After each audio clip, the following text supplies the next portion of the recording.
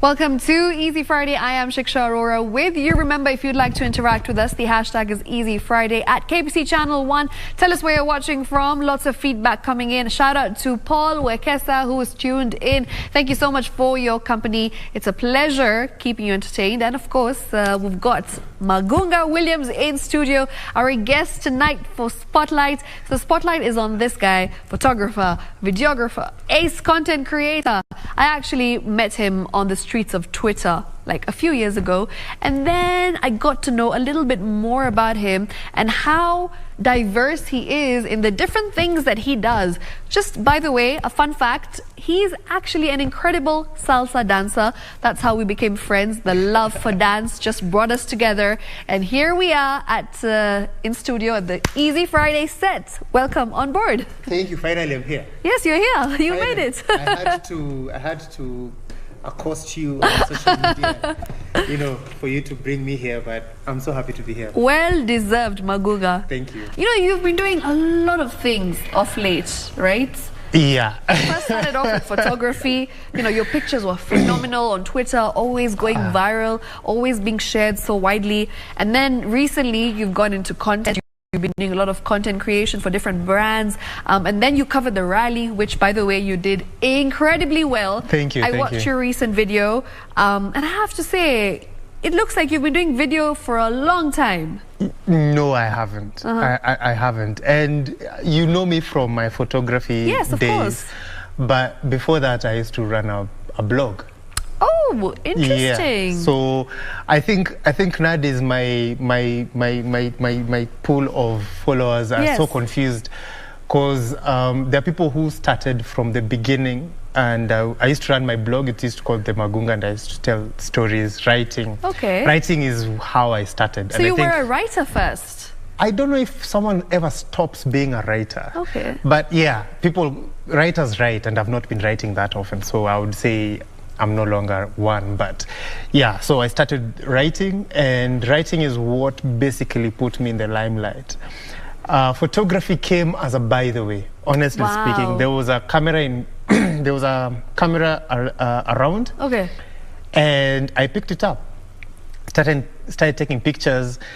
It just so happened that I had a lot of photography friends, guys who are in the photography field.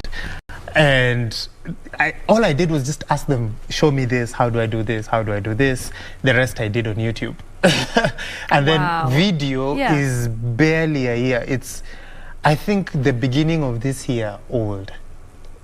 I've not done video that much. I wouldn't even call myself a videographer, but I've always believed that YouTube is a university by itself. Absolutely. Yeah, with the help of my other friends like Goofy. Google. Yeah, Goofy, Pau, those are now guys who I have to appreciate for helping me. I mean, we've got some incredible talent in the country, and of course, once you're on the internet, you also get to learn so many of these things by force, even though you like it or not, through Google, through YouTube. Yeah, and you see, the thing is, I used to write my blog, but then times change and mediums change. The time when I was writing, that's where people were reading blogs, gossip, entertainment, creative writing, everything was written. And then things changed. Wow, interesting. Yeah. So what did you study in school? I went to law school. What? Now I am completely confused. So you went to law school, ended up writing a blog, and then became a photographer, and then got into content creation, and now you're a videographer. I mean, you say you're not a videographer, but I've seen your videos, and I can proudly say that you have got some great skills. So here we are. Yeah, so I mean, we were not born to be just one thing. I love that. I love that. You can do a lot. I think this is a kind of the mindset of you can only be one thing. Our parents were one thing for 40 years. Yes. Went into offices, hung their coats, and went on the grind for so long, for years, and then retired. But I mean, that was their time, and that's what the norm was back then. But I feel like for us, we've we have this beautiful opportunity to become and explore a lot of things. Yes. Yeah. So for me, if I can learn it and I can do it, I always just challenge myself to do it. Amazing. I love that mindset because, you know, I'm just the same. I cannot be boxed into doing one thing. So it's so nice to see that this generation is really putting themselves out there and just doing whatever they want. Yeah. And if you get an opportunity, grab it. If it's something different, it's something that's not in your comfort zone, you know, it doesn't matter. But as long as it excites you, you just follow it. Follow your heart. Follow your gut feeling. You know, for me, I actually wanted to go to law school. I'm the one who insisted in going to law school. And I enjoyed my time there. It's just that while I was there, I got into writing more seriously. Did you finish? Did you finish? Yes, I did. Though I didn't go to the Kenya School of Law because by then the creative bug had bit me and I could not think of anything else. So law was still a very passionate side of me, and I still keep my law friends around. I still try to keep abreast with the law, though I can't keep up that much. And then writing came, and it was fun while it lasted. But then I think for me, with that whole spirit of adventure, I decided to simply explore. And I was telling you that things changed, times changed. Instagram, TikTok, well, it started with Vine back then. And then Instagram, TikTok, and YouTube came along. And for me, I call myself a storyteller. So if you expect me, or if you want me to tell stories in writing form, I will. With photography, I will. And now with video, I'm learning to. Amazing. What an adventurous journey you've had these past few years. Magunga, now, you know, just recently you covered the rally and you got to experience just the excitement that the rally had. How was it this year? Was it bigger than last year? What was the experience like? You were there last year as well. Yes. How would you compare the 2 years? And do you think it's going to get even bigger as time goes by? So, you know, last year was my first time attending any rally ever. Wow. Yes, it was. I didn't grow up going to watch the rally. I don't know why. Actually, but they asked my elder siblings why we didn't do a lot of rally. Yeah, when we were younger. It was here. But I grew up in Kisumu. I don't think in our area it was a thing. So when last year the WRC was coming back to Kenya, I got an opportunity to do a co-drive, you know, in an R1 car, and that was amazing. I was hooked from the get-go. With one of you know, the international drivers. Yes. And you were in the car. Yes, with Adrian Fomo. How was that experience? Oh my God! Listen. The only way I can put it is, I would never do it again. But I would want to. I would really want to do it again. But I would never do it again. Because it is thrilling. The thrill is in the. Was your heart up here? Up here. Yeah. Listen, at the end of the co-drive, I had an interview with, I think, WRC TV or whatever, and I couldn't get a word out because all the English disappeared somewhere along the way. But yeah, so that was my first experience, and now this time I was going back. So that one was Red Bull. This time was Safaricom. I just wanted to capture the rally and see what I can make out of it. And of course, last year when I went, I didn't get the opportunity to shoot a lot because I didn't know what I was going to shoot. But this time I came back with a bit of experience in covering it. And yes, for me, I think it was different. It wasn't bigger or better because I feel like the crowds were bigger last year than it was this year. But this year was different in the sense of the opportunities that I got and the kind of footage that I did. So if you saw the video that I posted, it is much different from what I covered last year, you know. And I mean, I hope next year and the years to come I get to just like grow and grow more in that. I badly want to be accredited next year so that I can move around, you know, get different perspective shots and, you know, insights with the drivers and that kind of thing. Ah, amazing. What a journey. And that's what you call growth, right? Yes. A lot of people believe... Go on. No, it's a meme. It's from Insecure. Okay. Never mind. Okay, fine. So, you know, a lot of people believe that this content creation industry that we're in, it's not really sustainable. You know, back in the day, I remember people would say that, oh, I'm a content creator, or I'm a YouTuber, or I'm a photographer, but I also have a 9-to-5 job because it doesn't pay enough. Do you think that stereotype or that perspective has completely changed? The narrative is totally different now, where you can just be a photographer and still, you know, make enough money to pay all your bills, or do you think that sometimes you still need to have different side hustles? I do not know what a 9-to-5 is. Wow. I have been Have employed. you ever had a 9-to-5 job? I've been employed. It was, so both of them were marketing agencies, so it was not typically 9-to-5. Okay. But I was there as a copywriter on both agencies, and I lasted 3 months in one and 3 months in another. So beyond that, all my bread has been earned through my creative talents. Amazing. Yeah. So just writing on my blog, that was my, it's not even 9-to-5. That's like a 24-hour work shift. Yeah. So there is this joke, I quit my 9-to-5 because I wanted to be free, and I started my own job, and then now I work 24/7. I've seen that as well. Yeah. I relate. I mean, listen, when I have a client or when we have a job going on, it's not even 9-to-5 because I can't clock in and clock out and do my shift and end. My shift is until the job ends, you know.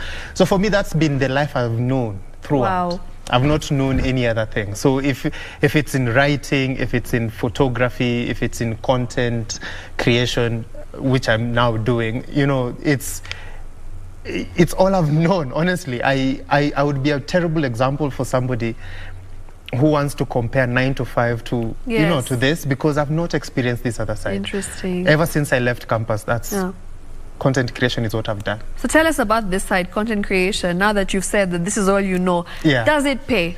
It does pay. It does pay. I am a living testament of it. When I was leaving law school and I told my mother I wanted to be a writer, you can imagine the fight that ensued. I can only imagine. You can imagine the fight that ensued. But by and by, I think with that, I got the motivation to prove people wrong, that this is actually something I can do. And so the content I was doing was on my blog, and I was interviewing people and telling stories and all that kind of stuff. And even in that, corporates and mostly corporates came in, you know, because they want to advertise. So they're like, would you tell our stories? Would you interview this person? Would you interview this person? And they pay for it. Wow. The same I see with everything else. With photography, I'm not really, I think for me, the skills that I've learned, I incorporated them into my storytelling. Yes. So that I don't think anybody pays me to take pictures of them. I don't do that. But photography kind of enhances my storytelling. So if, for instance, Jambojet was my client for a long time. And you're telling travel stories. There is just so much words you can use. Sometimes people just want to see what you're talking about. So if you're down in Diani or in Rift Valley or in Kisumu, right? You know, so photography and videography is going to help you tell the stories of these places. You know, so that came in as part of my arsenal. So in my arsenal, there is writing, there is photography, there is now video that's coming up. So when you call me to tell stories of your brand, if let's say it's an alcohol brand or a soft drink, I will use the talents that are in my arsenal to tell the story of this.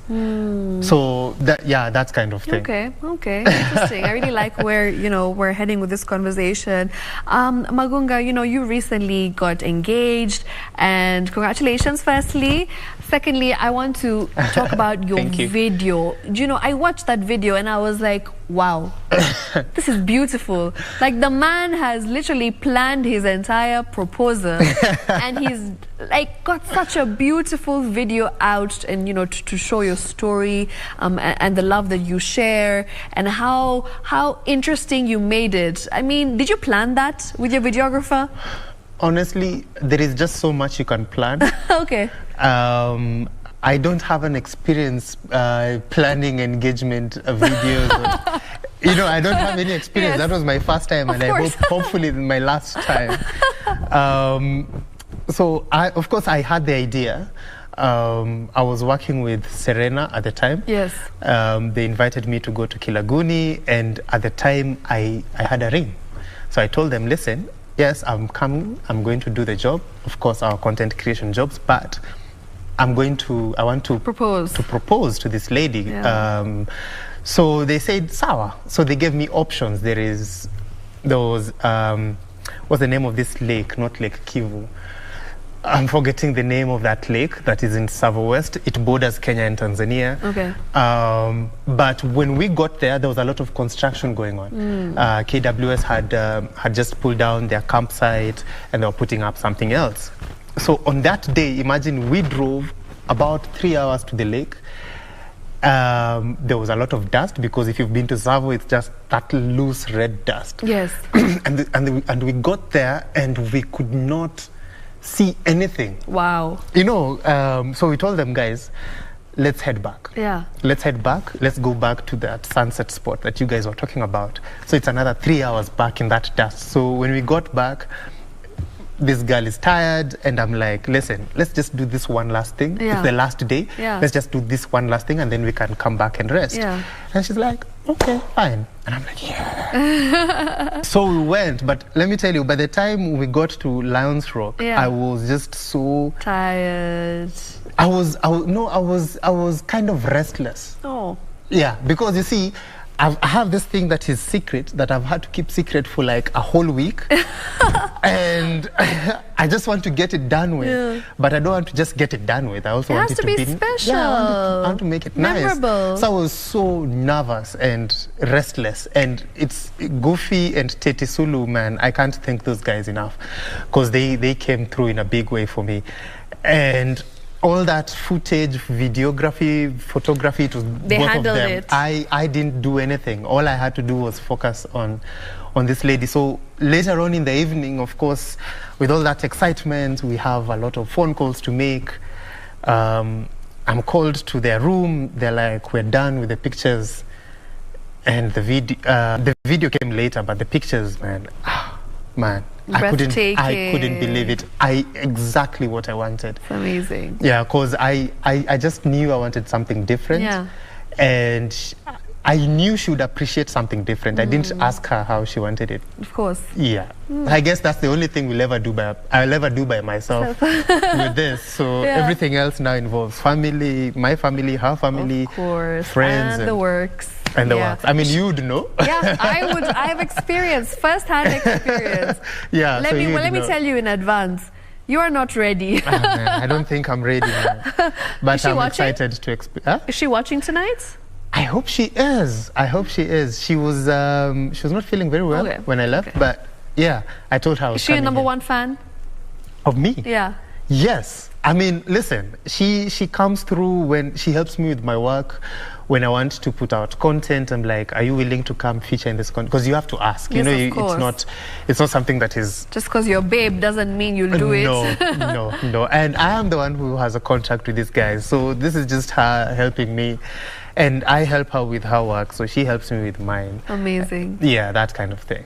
I love it. Love to hear it. Magunga, what's your plan in future? Is there something that you really want to do? Something that you want to try out that, you know, you've not been able to so far in your career? So, for me, I've always just wanted to tell stories. Honestly speaking, that's the only thing that I've been interested in. When I started with writing and then with photography and now with video. That's all I'm ever interested in, because I think that's now my vocation. So the dream, of course, is to tell more meaningful, more impactful stories, both in Kenya, Africa, and global. I hope to one day, you know, reach those heights that everyone hopes for. That's my only dream, to tell more stories, to be around, to tell more stories, to have the resources and the financial ability, because money plays a big role in all of this, to get as much exposure as possible. You know, I would love to be part of a movie. Okay. Not as acting though. Yes. Writing. Okay. The writing part of it. You'd love to feature in a Sauti Soul video? I would love to feature. Listen, where is my camera? Which one is my camera? Oh, there we go. Hey, Sauti Soul, listen. I would really, really love to be in one of your videos. I mean, I don't know how to say. And you know, I've been around them a lot. Yeah. Because of mutual friends, but I've never really gotten the, you know, the guts to ask, hey, so when are you guys shooting your next video? Because also you don't seem like you, you know. Okay. Yeah, but I feel like that's not really, I don't know what that would ever do for me. I think it's more vanity than anything, because I love that group so much. Yeah. Yeah, BN, Chimano, Manifest, let's make it happen, right? Yeah. And as we wind up, anything that you'd like to tell any upcoming photographers who are trying to break it into the industry, just any message that you have for them, any word of advice as we finish off? The only thing I can ever tell anyone who is getting into photography, videography, content creation, listen, it takes time, so give it time. Nothing good ever happens like this. For many people, and you see, for us, when we started a long time ago, we've seen people come, blow up more than we have, and continue, but for us, we just stay true. You know, you can never compare yourself with other people. So you don't look at a finished product and then you hope to achieve that in a couple of days, you know. So just give it time. With skill, with marketing, with finances, it will all take time. Okay. And I really hope and wish all the best to them. Oh, I love that advice. Thank you so much for coming through. This has been an exceptional conversation. You know, quite an eye-opener. Just so much to learn from you. Yeah. You're very well spoken, by the way. Oh, thank you. Just thought I'd let you know. Thank you so much. And thank you so much. yes, I hope and, you know, wish you all the very best. May all your dreams come true in future, and just keep doing your thing, because, you know, you're very inspiring. And you too, because you are an inspiration. Listen, we are working with you on the same campaign too. We share a client, and I look at your content and I'm... Thank you. So even for you, just keep it up. Asante sana. I did not pay him to say that. I didn't pay him, by the way. Oh, just she in did. Case. She did. I've embezzled him a little bit. Anyways, thank you so much, Magunga. You know, we'll do this again next week. Same time, same place. We'll have another guest. So make sure you tune in. This has been #Easy Friday.